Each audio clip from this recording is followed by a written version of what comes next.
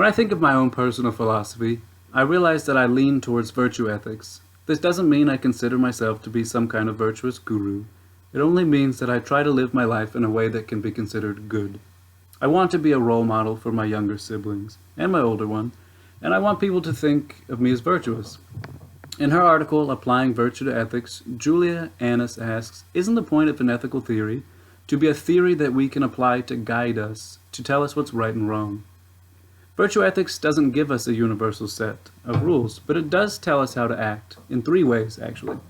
First, we are given a general guide. This is in our textbook between pages 22 and 23. To act virtuously, I must know what I am doing. I must choose my actions and act in a way that comes from my unchanging character.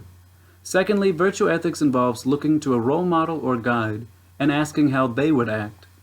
Finally, virtue ethics includes a set of ethics, which is obvious. Now, it's not universal because some cultures would have different values than our culture, and that's fine. Think about your resume, for example. Did you fold clothes? Or did you supervise the maintenance of company merchandise to ensure a clean, welcoming, and safe environment?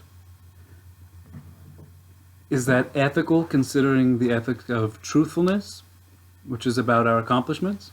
Some cultures, such as Japanese collectivistic culture, would frown upon this, and it would lead them to look for different role models. And that's fine, because we should respect their culture. If we grew up with them, we'd have that same culture. Virtue ethics allows us to take into consideration more variables involved with our dilemmas. We have more discretion. If we're locked into Kant's ethical imperative, we must think of every action as a potential universal rule. With virtue ethics, I can consider the options and determine which is most ethically correct for that specific use. Page 25 says, it allows us to employ a sense of justice, honesty, or righteousness in dealing with others. One example I have is when I was working with my dad to install sprinklers in the backyard. I didn't want to. I didn't have to help, because who would want to walk around shoveling dirt all day? But I told him I would. In that instance, I wanted to show him that I was grateful for everything he does for the family. I think a virtuous person would do that. I had a way out, and halfway through I could have left, but I'd pledged my word, and I didn't want him to have to do that alone. It didn't feel right. My sense of ethics comes from how I was raised. In Alabama, with my mother and teachers, I was taught to be respectful, not to lie, not to steal. When I was religious during my childhood, I learned not to boast and be humble. Plus, I wasn't good at much, so I couldn't really brag. I didn't have a choice. I also learned from a few kids' meals, actually, from Chick-fil-A, some of my virtues. They had little short stories from the Book of Virtues as their prizes. I thought those were cool. Now, these days, when I have an ethical dilemma, I think of my grandfather and my mother. These are the two most virtuous people I know, and they're easy role models. Another good aspect of virtue ethics is its ability to utilize other methods. When I'm trying to make a fair decision, I can use utilitarianism in my deliberation. To use the quote I've used at least 4 times already this course, utilitarianism finds the greatest good for the greatest number. Nair and Sandin, 2007, p.60. I don't always use this mindset, but if the just thing to do requires utilitarianism, I'll try it.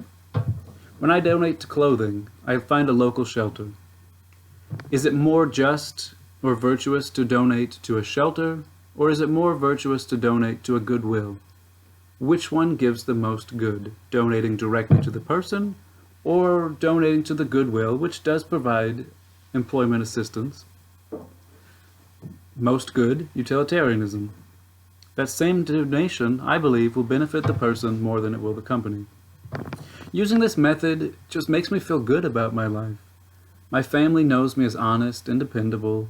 I hear all of their problems. And that makes me feel good about myself. It makes me feel as though I have value. I know that life gets in the way sometimes. When I'm half asleep, I don't worry so much about being lazy. I'll finish the paper when I wake up. I slip up, often, but like Benjamin Franklin, I don't always follow these guidelines.